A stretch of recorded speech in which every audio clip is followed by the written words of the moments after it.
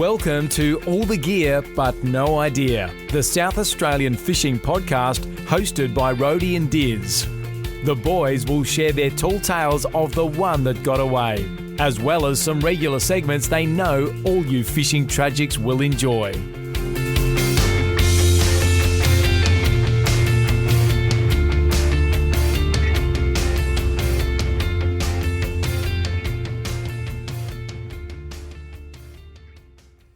G'day guys and welcome to episode 94 of All the Gear But No Idea, Rhodey. It is great to be here with you.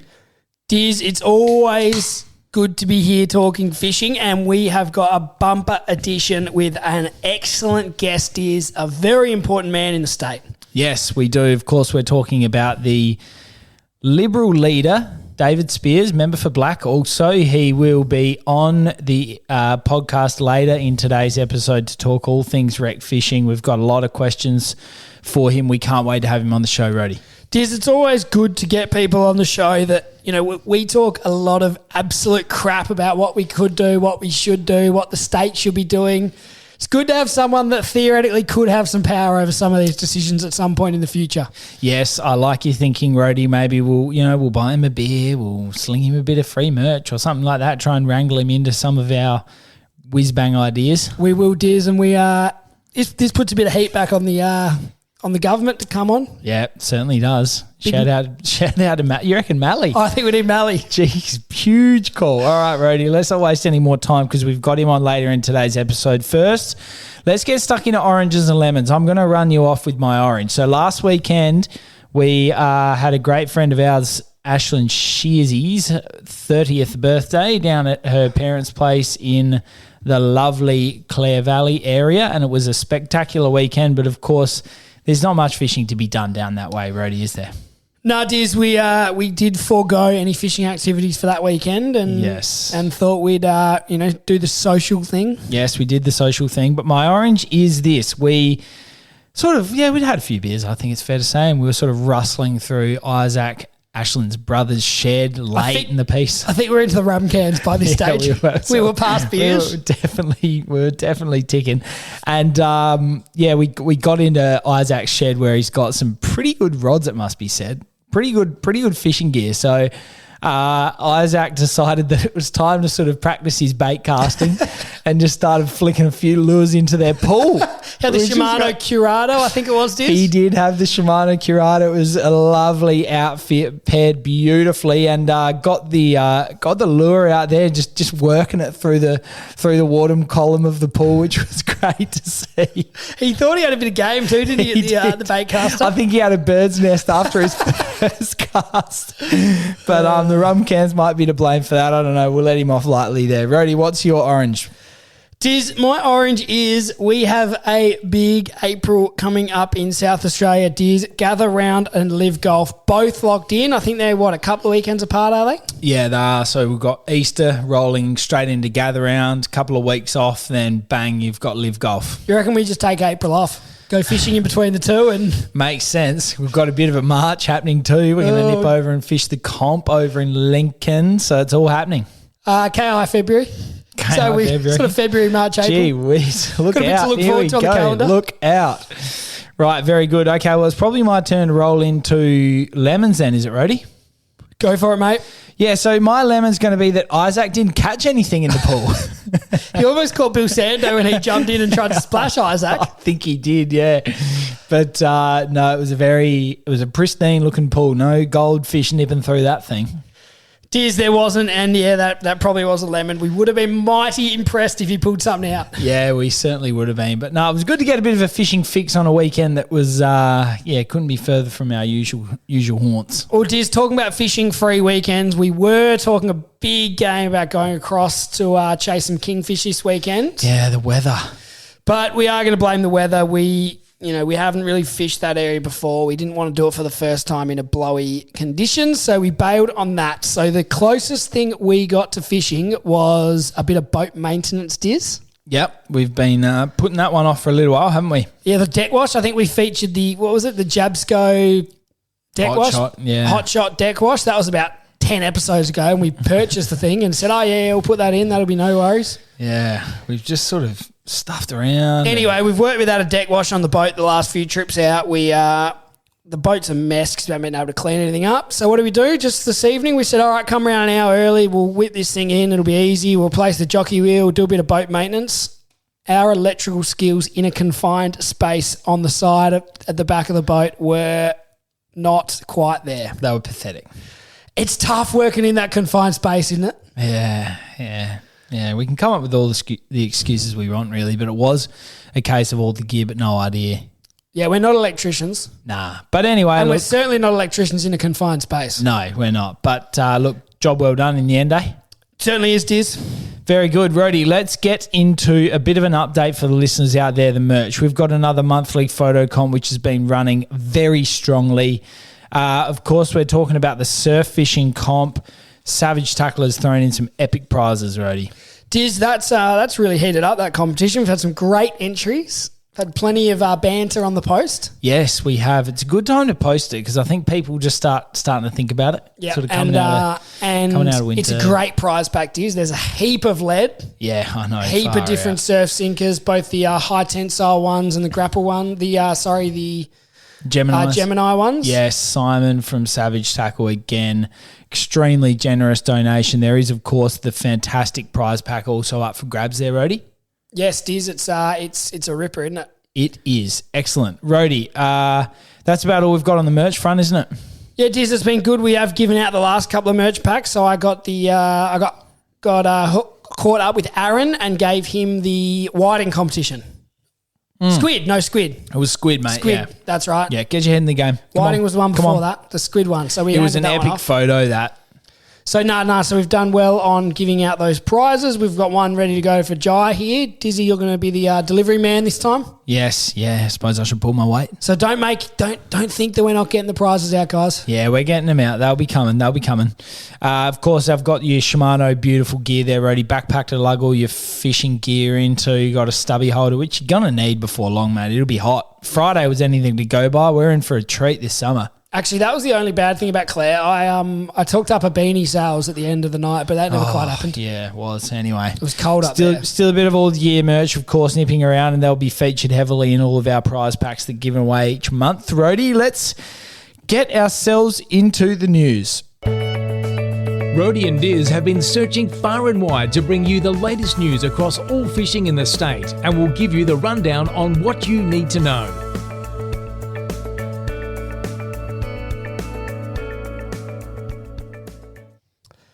Dizzy, it has been another big couple of weeks of news here, Diz. Yeah, we've got a bit to get through here, haven't we? We have. We're going to start off at RecFish, Diz. What have we got there?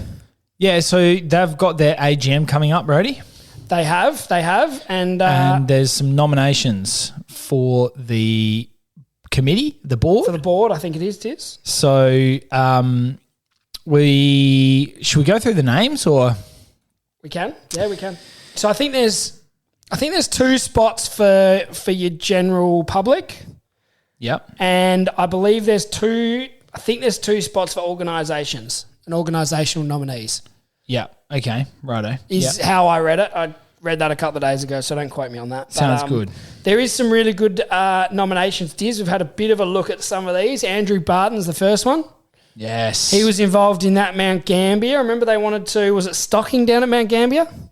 Yes. Yep. I don't know if you remember that. That was his plan. Or was it opening something for fishing? I remember something about that anyway. Yeah. And I think he's got a Facebook page or a YouTube channel or something that I've seen pop up around the place. Yeah. I think he's a pommy fella that shares his fishing. Yes. Loves it, mate. Then you got Barry Brown. So he's the returning nominee. He has been vice president. We've had him on the podcast. He's been really good, hasn't he, Diz? Yeah, he has. He's been a great contributor on the podcast of late. We've, of course, had Asher more recently. He seems to be across all of the news as, of course, the executive officer that's been appointed through RecFish and doing a wonderful job for all things across the state. But Barry was an excellent guest of ours quite a few episodes ago. I'm not going to remember the number. Nah, and I'm not going to look it up either. So let's keep moving. Laura Schroeder is a new nomination. Don't know a heap about her, but good on her for getting involved. She's does most of her fishing down at Kingston in the southeast by the looks, Diz. Oh, there you go. Down with Henna's. Yeah, I reckon. Next one's Lucas Weaver. He's heavily involved in the Lower Murray Lure Fishing Club. I think he might be president, actually, Diz. Oh, there you go. And they put on some great events. Gets into the Yellow Bella. Next one is Matthew Moats. He's also got a big Facebook, Instagram page, I think it is. Yep. I think that one's Matt's Fishing Escapes, and he tags in a bit of gear, so good on Matthew. Yep, well done, mate. Love that. Who else we got, Next Rody? one, Thomas Tsazenko, Yep. if I'm pronouncing that right. He's one of the staff in at Sports Fishing Scene. Oh, no doubt he does a great job then. And he does quite a bit of fishing locally and pops up. He's also studying marine biology, Diz. Epic. Love that, Rody. That's brilliant. And that's who we've got as the nominee. So if you are a member of RecFish, make sure you get along on the night.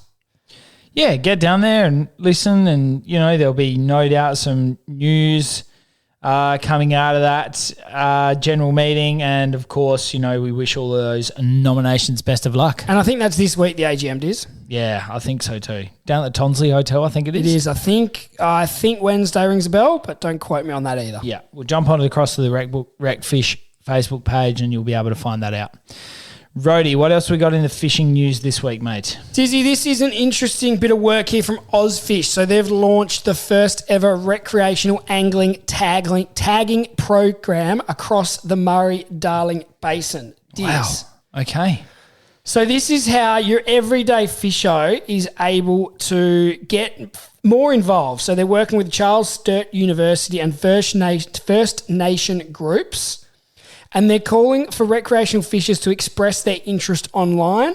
Volunteers will be required to complete specialist training in fish handling and will be taught how to implant the passive integrated transponder tags with a special tool. Sheesh. That's a mouthful. Yeah, it is. So the first workshop is being held in Deniliquin on November 25. And future events are planned for Swan Hill and Mildura in early 2024. So none in South Australia as of yet, but I don't see why they wouldn't extend onto here. And they're just saying we need to get some better data on the fish, where they move, what they do, the native fish, and that'll help, Diz. Yeah.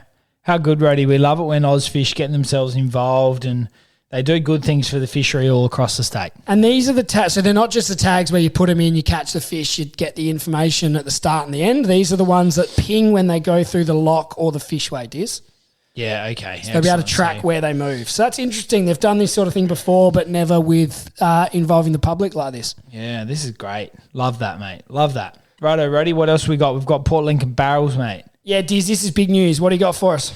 Well, this is pretty unreal, really, isn't it? I mean, there's been big bluefin tuna being caught all across the state, but this was pretty epic, mate. There was a day out on the water, of course. Big barrel. Have we got a weight on this? No, I don't have a weight on me, Diz, but they're bigger, they reckon, than the southeast.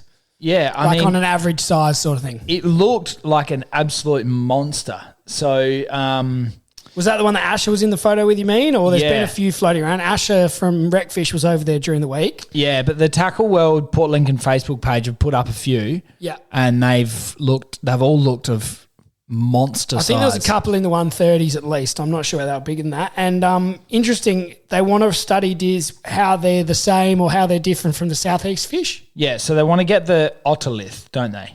They do. So they've got ear bone. So anyone who is fishing in that Port Lincoln area, the Bluefin Tuna Association has had a representative go over and visit and saying, if you catch one, please get in contact with the team, and they want to get the head, the frame, the gut and the gills. You keep the meat. They want to get them off to their science team so they can do a bit of research on where these fish come from, Diz. Yeah. And as you said, the otolith bone to see how old the fish are. Yeah, and how good's that? I mean, we love that. It's probably pretty helpful. I mean, there'd be a fair few guts and gills and frames and all the rest of to get rid of off a big 130 kilo monster. I think people would be happy to get rid of them myself. Me too. So Port Lincoln Tackle World have put their hand up to sort of be the go-between by the sounds. Yeah, good on them. Love that. Oh, well, a bit more to come on that one, mate, I reckon, when they get some data. Yep, we'll keep our ears to the ground on that, Diz. Okay, Rody, this is something coming out of sports fishing scene. Bit of a sort of news story out there for those people who are maybe not doing the right thing.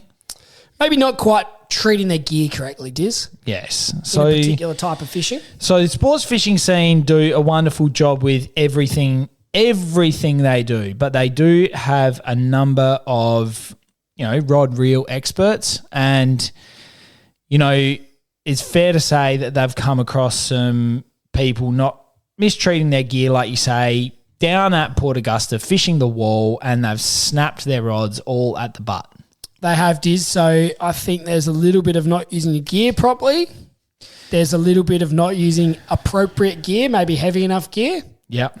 And probably a little bit of cheekiness trying to claim warranties. Yeah, sounds like a bit of a desperate plea there. If you're trying to claim warranties on just smacking the hammers down, trying to get away from that wall and busting off and snapping your rod. And I think the other thing they may be saying is that this isn't their first rodeo. Yeah. They know what you've been doing. I think if you can put one over Clifty, you're doing a pretty good job. They know you're not snapping your bloody PE5 right on a whiting. Whatever you're trying to spin to them, it's not working. But I guess the news story out of this is, if you are going down to Port Augusta and you're not quite sure whether your gear's up to scratch, get down and see the team at Sports Fishing Scene. It is on your way. They'll be able to tell you what doesn't work. So you jump in and see Clifty, and he'll be able to show you all the snap rods and say, well, you don't want any of these. Whatever this one is, get a couple of sizes up and treat it properly. Nah, they'll give you all the tips on how to treat your gear properly, look after it. They'll set you up for the fish too, mate. So get down there. But a good little story, I thought, Rody. Diz, next one, we're moving on to a smaller little fish here, Diz, that was thought to be extinct. Yeah, go on then. Tell us about the purple spotted gudgeon. Yeah, I don't know what you know about these, Diz, but... I know nothing about them. No, I didn't know a lot either, but I've been doing a bit of research. It was back in 2002 that the Nature Glenelg Trust were alerted to a population of this critically endangered species discovered in a waterway near Murray Bridge, Diz. Oh. So as the drought dried up the waters, as Dizzy drops his phone, keep it together, mate, they rescued 50 of these fish from this sort of species that was really struggling, Diz, and they've put them into the Oakland's wetlands. They've worked across with Erbray College and Investigator College at Victor Harbour, along with some dams and wetlands across the state, and they've really kicked off, Diz. Quote from the Marion Mayor, Chris Hanna, saying they were breeding like crazy. Wow. That's great news. And what they've now done is they've said they've bred up a population of them across these waterways. Yep. And they grow up to 13 centimetres, and they now number in the thousands. Wow. And they've said that there's enough now for them to put them into the Torrens, Diz. Oh, geez. Release them back into the Torrens where they were native previously. Do you think they'll survive?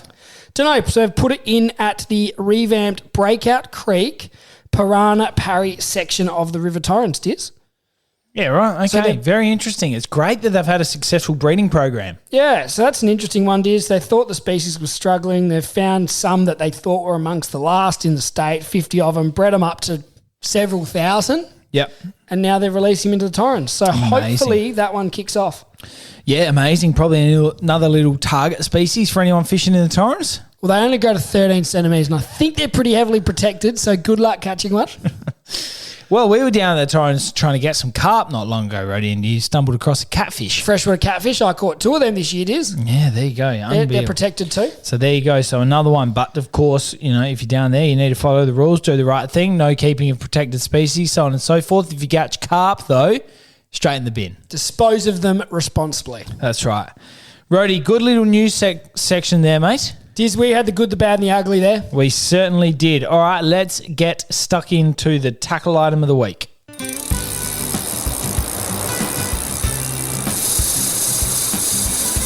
Now it's time for Rody and Diz to really show you what it means to have all the gear with a lot of idea as they review a tackle item of the week. Righto, Rody, it's only fitting that we talk about a tackle item of the week this episode for something that would be quite helpful if you're out surf fishing, isn't it? Diz, it's a part of the prize pack we've got from Savage Tackle for our November competition as well. So we thought it was good timing to talk about the Gemini Genie Rig System. Yeah, so I've got it in front of me here. It's a Gemini Genie Rig System. I think this is size 5, but it's essentially what they're describing it as is a glow-in-the-dark splash-down solo bait clip. So this if I understand it correctly, is essentially to hold your baits close to or in line with the sinker. Yep. And so when we've all been down there surf fishing and you want to pitch baits out as far as you can, and there's nothing worse than when you go to pitch a bait and all of a sudden the pilly comes flying off because the sinker sort of just drags it swinging around. You know what I mean? Yeah, they both sort of lasso around each other almost. Yeah, they do. And so this system is essentially designed to hold it all in line. Yep. But when it does splash down and get into the water, there'll be enough tension running across that clip that it will release the bait. Yeah, I think it's the pressure when it hits the water. Is that right? Yeah. Let Simon explain it to us, and he did a much better job than we're doing here. But yeah, he did. But yeah, shout out to Simon. He might be able to sort of correct us in the comments. He always listens, so I'm sure he'll tell us if we're wrong. That's for sure. But it's a unique little system. They are made in Great Britain. They are, Diz, and I do just want to pick you up. I think that 5 on the front of the pack might refer to the fact that there's 5 in the pack. I'm not sure it's a size 5. This one's got 6. Oh, really? I don't know, but the one I'm holding has 5 in it, so I was going with there's 5 in the pack, but maybe it's a size 5. Do you think it's different? Do you think that there's different sort of tension on the clip? Well, probably. This one says for use with a 2mm diameter tail wire sinkers. Anyway, whether there's 5 in a pack or it's size 5, they still work the same way to what we are describing, Rody. And I believe the one you're holding is also glow in the dark, Diz. Is that right? Yeah, it is. Yeah, so this is a glow in the dark edition, which is excellent for if you're out night fishing, so on and so forth. So I'm just holding the plain old red ones. Oh, geez, yours are boring, mate. So, Diz, where can we find these? Well, you can find them with Simon at Savage Tackle, mate. You can, Diz. What else can you find there? Basically everything you want, from burley pots, anything you want with lead in it, yeah. Simon has it. And if he doesn't have it, you don't want it. Particularly for your surf fishing this time of year, Diz, if you want your Gemini Genie Rig System, you want your grapple sinkers, you want your Gemini surf sinkers, you can get it all from Simon. Absolutely. Get on there. Savage Tackle, he's always got the gear. So fantastic work, Simon. Thanks for donating these into the prize pack and a good little tackle item of the week. Certainly is, Diz. Rody, now it's time for our guest. Of course, as we introduced at the start, we've got David Speirs, huge guest. Let's get him on the line. Now it's time to get our guest on the line. We'll ask them the all-important 5 questions, then chat all things fishing in SA.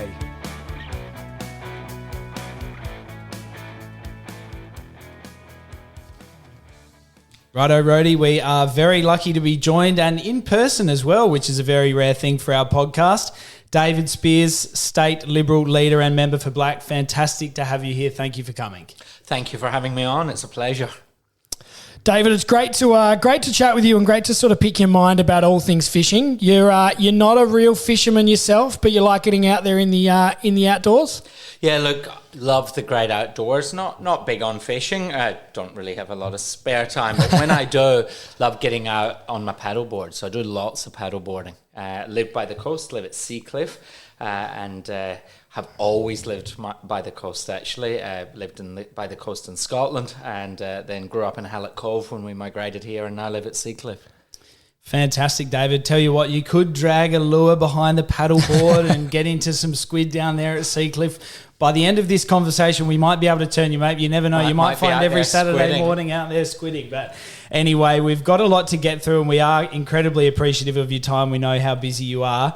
Let's start with something that we've talked about for quite a long time on our podcast, which is the snapper situation in South Australia. Please give us your thoughts on it and some of the more recent developments.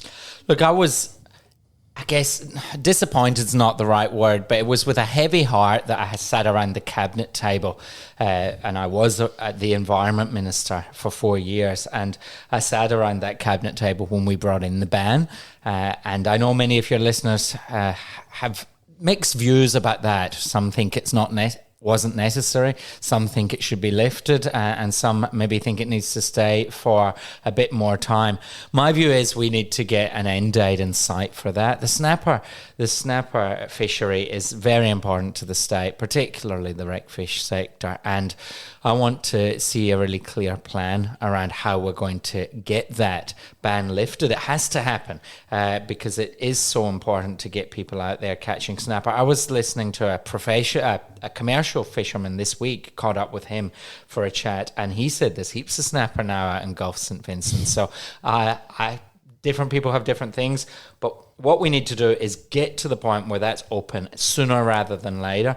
And I was also talking to someone in Victoria recently, and they said that Victoria would be much, much better at managing their snapper fishery than we have. I think we need to, I don't like going and looking at Victoria for many ideas, to be honest. That would probably lose me votes. But maybe when it comes to the snapper fishery, we should get on and have a look at what they're up to. Yes, you're certainly right. They've got a very well looked after fishery in general, I think, over in Victoria. And we wanted to, everyone's complained about the snapper ban, and we've sort of heard enough of that, really. And we want to, as you say, move forward. And I think part of that's been discussed in recent months was I suppose the possibility was raised as a potential of the commercial snapper licenses being bought out. Do you know much about that? Have you got opinion on that? I've heard that as an option. Look, I'm always very cautious about taking away people's livelihood without giving them serious compensation for that. I think fisheries in South Australia have been poorly managed over a long period of time. We shouldn't have even got to the point where the government I was part of had to bring in a ban. We should never have gotten to that point. That was probably 20 years of mismanagement since the 90s and all through the early 2000s. The fact we got to that point is the disappointing bit. I think we've got to look very hard at the way PIRSA operates, and if we're looking at closing down particular fisheries, we need to be willing to dig deep and look after those guys who are coming out of the industry, because it's their livelihood, and we can't assume they're all old guys ready to hang up the commercial license and go fishing for their retirement. That's not that's not necessarily the case. There's plenty of young blokes out there, and we can't rip their livelihoods away from them. Yeah, absolutely. Well, that's great to hear. And one thing we would also love to get your comments on, because clearly this is something that's been talked about to and fro for a very long time and does always raise some interest on our social media pages and so on and so forth, is of course the idea of a rec fishing license. I certainly appreciate you may not have a definitive stance on this, but any commentary around it would be great. Look, I don't want to be your typical politician sitting in the fence, so I'm going to try and give you a bit of an answer that's useful.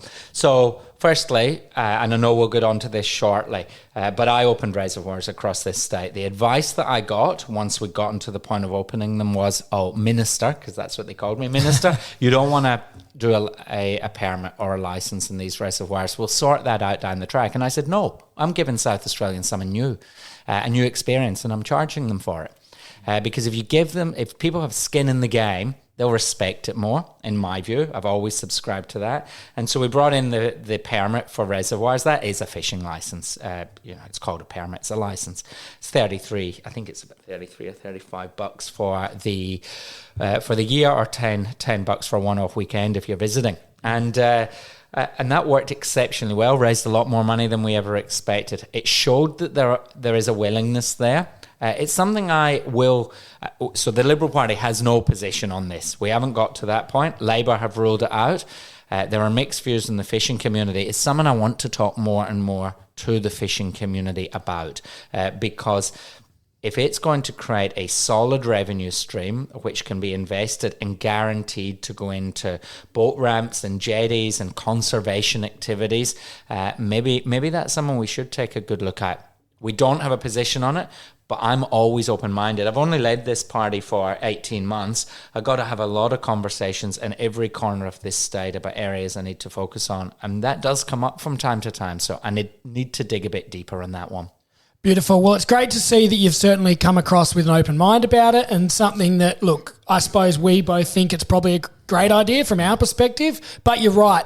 The rec fishing community in itself can't decide what it wants necessarily at the moment either. So there's plenty of work left to be done in that space, but great that you're open-minded to it.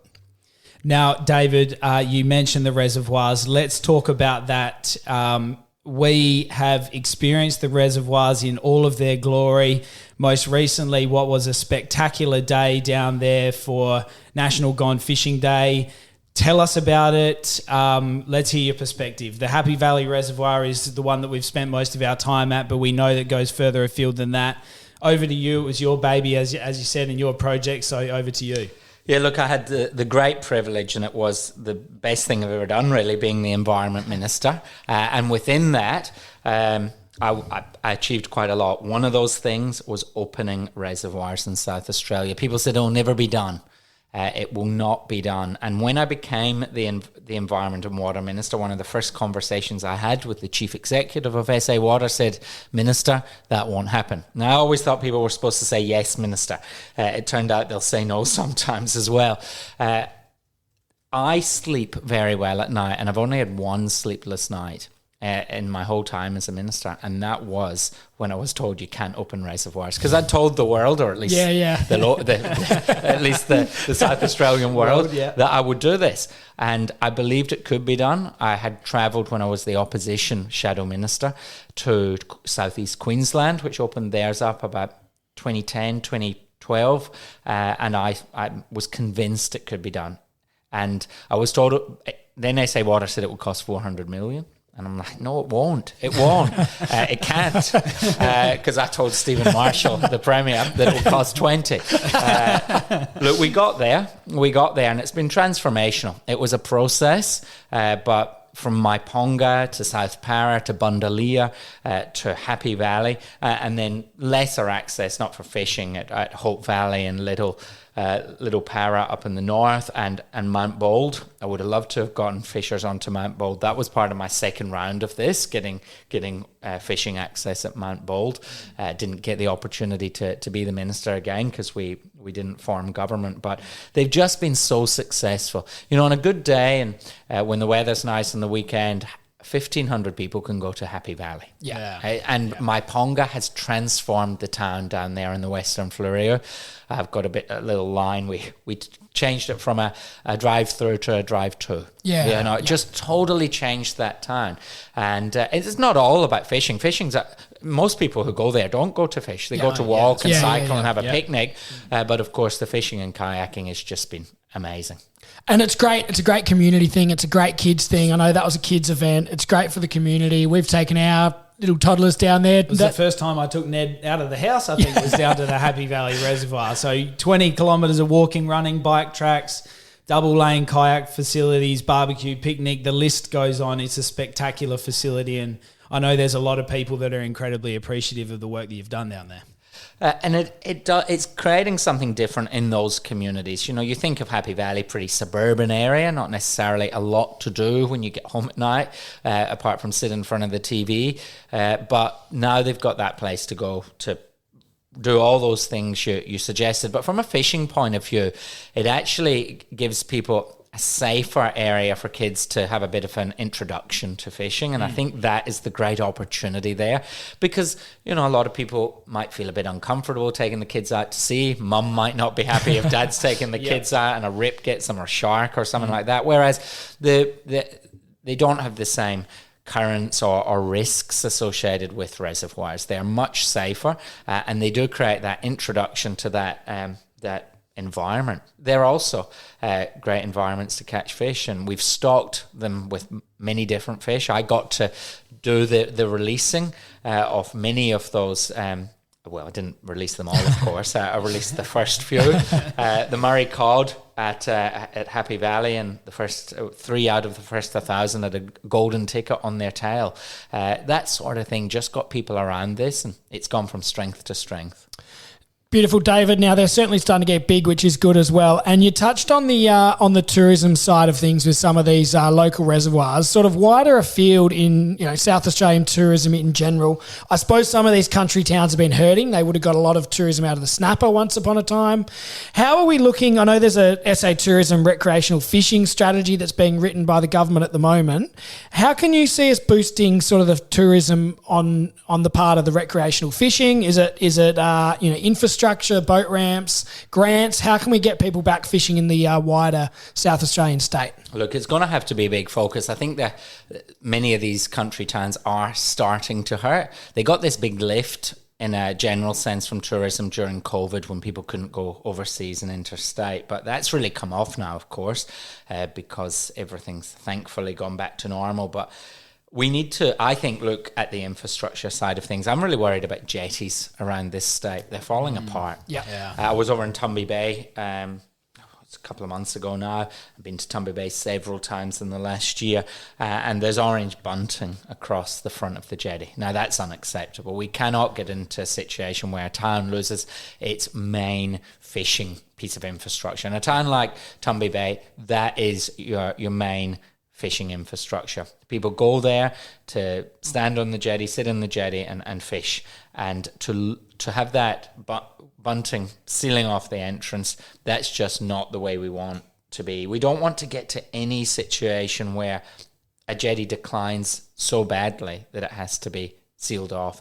And so I think we're going to have to bite the bullet as a state, and I've got a lot more to say about this in the coming months and years, but getting a strategy in place to actually sort out our jetties properly, because $1 million here and $1 million there won't cut it. And that's all we've seen in the most recent budgets, just band-aid solutions, when actually some of these jetties need many millions spent on them. But without many millions being spent on them, we'll lose those jetties. They're only a storm away from disappearing. That will be music to a lot of the regional towns' ears, David, and we certainly look forward to hearing more about that in times to come. And I think there has been some examples of other things happening around the state where there are facilities that are being used that aren't quite up to scratch, and it'd be great to get your commentary around some of those. So the Warina ramp is one of those, which was, we've experienced that ourselves a number of times when that gets quite a bit of pressure, particularly last year when the southern bluefin tuna run through that area. Be great to see a bit more of a proactive approach, don't you think, rather than reactive when they sort of get that pressure over summer? Yeah, definitely. And boat ramps is a challenge, particularly for near metropolitan areas, the Fleurieu Peninsula, the southern suburbs. We probably could do with another boat ramp to take off pressure. I've not got any answers as to where that would go, though. There's one thing probably needing one. It's another thing entirely if you to find a spot. If we're not going to have a new one, we certainly need significant expanded capacity. Look, I grew up within pretty much throwing distance of Port Stanvac, and I think there's a great future for that site from once access is opened up there. We need a vision for Port Stanvac. That's the biggest single piece of vacant land certainly in the southern suburbs, if not in Adelaide, and that of course is right on the coast, and as I say, I used to be able to see the flame burning from the smokestack chimney at Port Stanvac from a bedroom window. There's an opportunity there. I'm not sure what it is, but again, these are things I need to look into. We've got to sort out the situation with boat ramps, because since COVID, a lot more people are fishing at a recreational level, and they can't get their boats out onto the water with that. And I'm hearing people waiting for 2 hours or more to launch their boat. Yeah, certainly at Warina over summer, that can be true, and Victor Harbour as well. The last one I wanted to touch on the boat ramps is the West Beach boat ramp closure over summer for a sailing competition that's going to take the boat ramp out of action. Do you know much about that? No, I don't, but I'm happy to provide comment. To me, that just doesn't... That's just, how do we get to a situation where that happens? Particularly during peak season, yeah, exactly. And when everyone's wanting to be out in the water and all that sort of stuff as well. Yeah, it just seems poor planning to me, but nothing surprises me. One thing we did forget to touch on, Rhodey, is of course the success around the Yabby Net exchange program, which happened on yet another successful day down at the Happy Valley Reservoir. That was a partnership, of course, with Green Adelaide. David, your thoughts on that? That was a successful program. Yeah, I did think that was successful. I was down there for the Yabby Net exchange. I set up Green Adelaide, and I wanted it to be a very practical organisation that could actually, serve its purpose, do things for the city's natural environment that were helpful, but at the same time gave people a bit of a helping hand financially. Those changes to Yabby nets created a situation where people had an asset, a very small asset, but an asset that was suddenly rendered useless to them, illegal to use. So to be able to get replacement nets was a good initiative, and I congratulate Green Adelaide for that. Great little organisation that's kicking goals. Beautiful. We agree. Now, David, the last sort of big thing we wanted to touch on is, I know the numbers have come out. There's more people fishing in South Australia than there has been on the previous sort of studies they've done. It's a growing area. It's worth over $1 billion to the economy. Realistically, South Australia is lagging behind the other states in terms of funding for rec fishing. What do you think we can do about that in terms of funding? Look, I want to lead a party that is the voice for ordinary people, everyday folks living in the regions, living in the suburbs. I think there's too much of politicians listening to the inner city elites, and I'm actually quite sick of that. So I'm going to have a focus on the suburbs, on the regions, and on people who live in them and enjoy them. And fishing's a big part of that. Now, I said earlier, I'm not someone who fishes myself, but I've got plenty of mates who do it. And reasonably switched on to their needs. So this is going to be a big focus of mine. You can expect to hear the Liberal Party in South Australia, the party that I lead, speaking to the everyday person and giving them the opportunity to get out into the great outdoors and enjoy themselves. Now, there's lots that's needed, whether it's boat ramps or jetties, whether it's better infrastructure in other ways, whether it's having that discussion about the license or permit. We've got to have these discussions, and we've got to get a clear plan in place because it's a growing, there's a perversity that this is a growing leisure pursuit or a growing type of recreation, but government funding is actually diminishing. Yeah.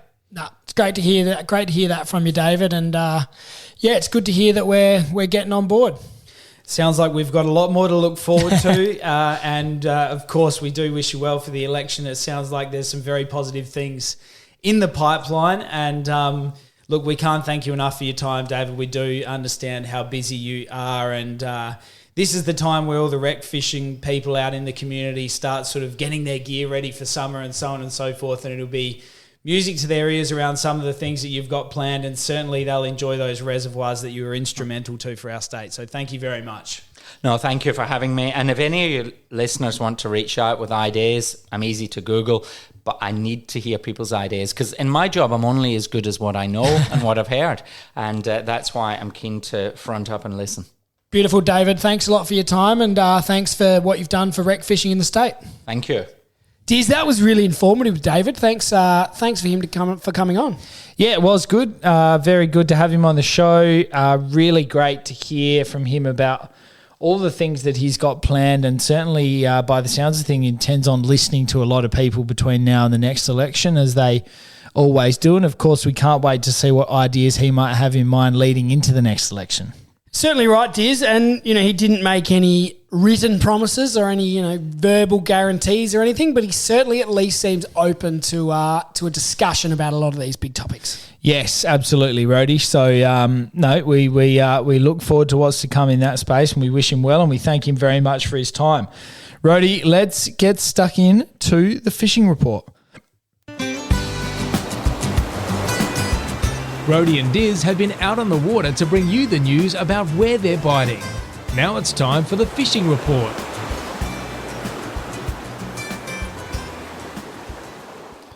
Diz, this is a jam-packed fishing report. We have got all sorts of species going on here. We do, Rhodey. Port Augusta kingies firing. Heaps of photos floating around. Yeah. Some good videos up against the wall that we talked about earlier. Yeah, epic. Some absolute stonkers in some photos that I've seen. And some land-based ones, both at Port Augusta and at Point Lowly. Yeah, wow. Jealous. So, that's the place to be, that part of the world. Jealous.